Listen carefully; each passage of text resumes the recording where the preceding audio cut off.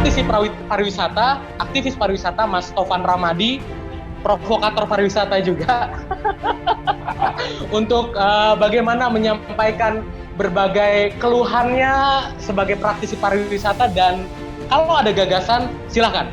Bismillahirrahmanirrahim. Assalamualaikum warahmatullahi wabarakatuh. Bro KW, thank you banget atas waktunya. Bang Sandi, Pak Sabta. Baik, begini. Saya ingin memulai diskusi ini dengan suatu statement.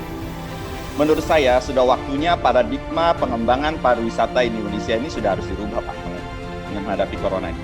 Paradigma yang bagaimana? Bahwa kita itu berharap bahwa pariwisata yang dibangun ini tidak saja mampu menjaga kelestarian alam, secara budaya dan segala macamnya, tidak saja mampu juga menjaga kualitas wisatawannya, tetapi yang paling penting adalah membuat kesejahteraan bagi semua ekosistem yang bergantung hidup di bawah pariwisata ini. Ini problem yang paling besar yang terjadi. Ya, kita tidak berharap juga bahwa nantinya pengembangan pariwisata di Indonesia itu menghasilkan bom-bom waktu. Bom-bom waktu yang bagaimana? Yang bisa mengganggu stabilitas ekonomi, yang bisa mengganggu perut kita semuanya ini. Alam bisa rusak, lingkungan bisa tidak. Saya juga sudah bisa membayangkan bahwa sebenarnya yang paling penting adalah bagaimana kita menyadari pembangunan pariwisata ini benar-benar sesuai dengan nilai-nilai budaya kita, dengan nilai-nilai bagaimana kita bisa menjaga lingkungan kita. Kita juga sama-sama tahu, ketika para pelaku pariwisata 13 juta yang penganggur ini, bantuan tidak kunjung datang, tentunya di sini harus disiapkan plan B, Pak. Menunggu seperti katanya Bro KW tadi, kalau kita menunggu pemerintah saja, bantuan tidak datang, nah perlulah disiapkan yang namanya plan B.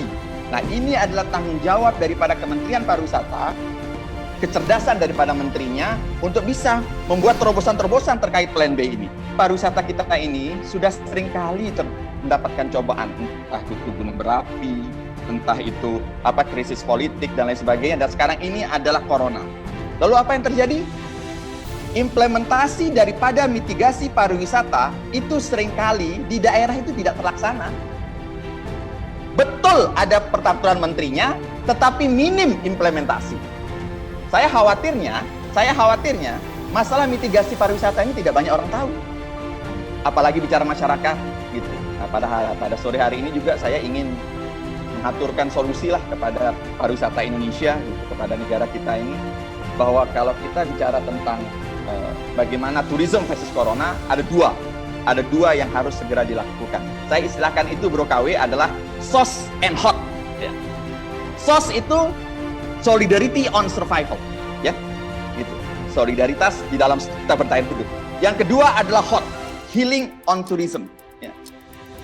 Ketika kita bicara SOS, kita bicara tentang bahwa kita harus sadar bahwa peperangan melawan COVID ini adalah peperangan bersama.